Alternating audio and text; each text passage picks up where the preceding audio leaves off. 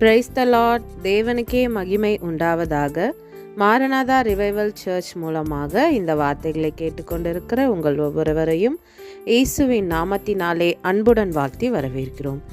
இன்று நாம் தியானிக்க போகிற வேத பகுதி சங்கீதம் 1.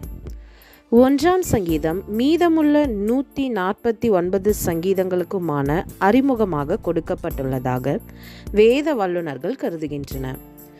தேவனுடைய ஆசீர்வாதத்தினாலே மகிழ்ச்சியாய் வாழும் மனிதனை குறித்தும், துன்மார்க்கத்தின் நிமித்தம் தற்காலிகமாக உலகில் மகிழ்ச்சியாக வாழும் மனிதனை குறித்தும் இச்சங்கீதம் தெளிவாக நமக்கு காண்பிக்கிறது.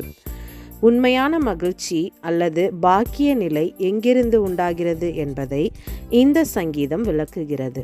பாக்கியவான் எப்படி இருக்க மாட்டான், எப்படி இருப்பான், அவனுடைய வாழ்வின் வெற்றி எங்கிருந்து வருகிறது, அவனுடைய எதிர்காலம் எப்படி இருக்கும் போன்ற காரியங்கள் இச்சங்கீதத்தில் கொடுக்கப்பட்டுள்ளன.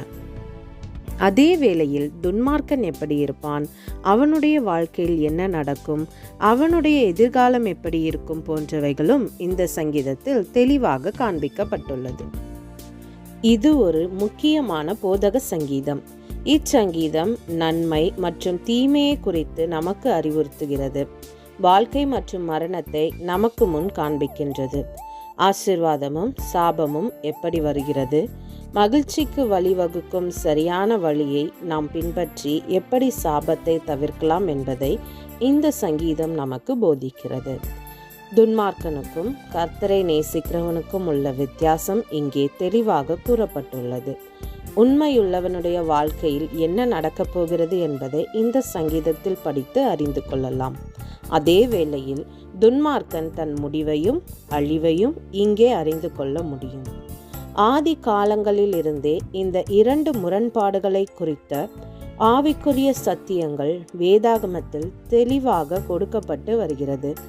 உண்மையுள்ளவன், உண்மையற்றவன், பரிசுத்தவான், பாவி, நீதிமான் மற்றும் துன்மார்க்கன், தேவனுடைய பிள்ளைகள் மற்றும் பேலியாளின் பிள்ளைகள் ஆகியோருக்கிடையே இருக்கும் போராட்டமும் அதன் முடிவும் இந்த சங்கீதத்திலும் கொடுக்கப்பட்டுள்ளது.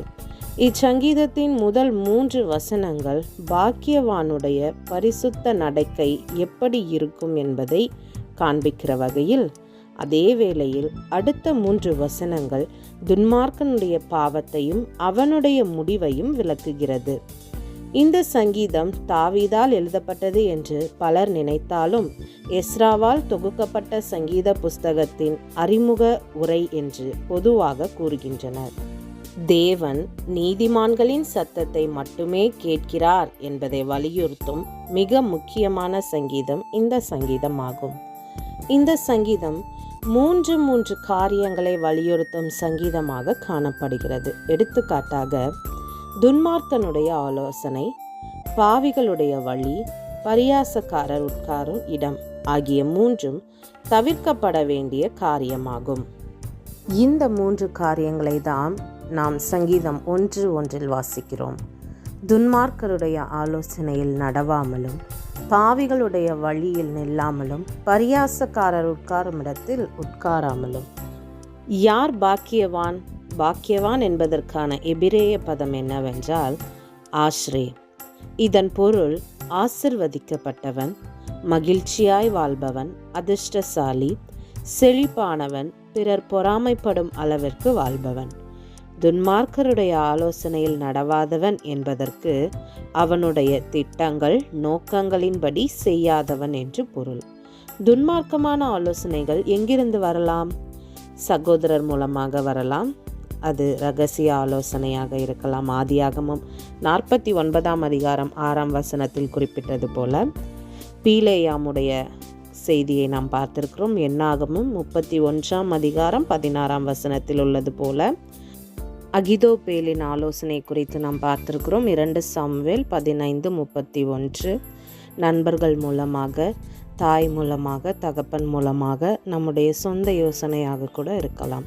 ஸோ இது போன்று அநேக காரியங்கள், இதிலிருந்து துன்மார்க்கமான ஆலோசனைகள் வரலாம்.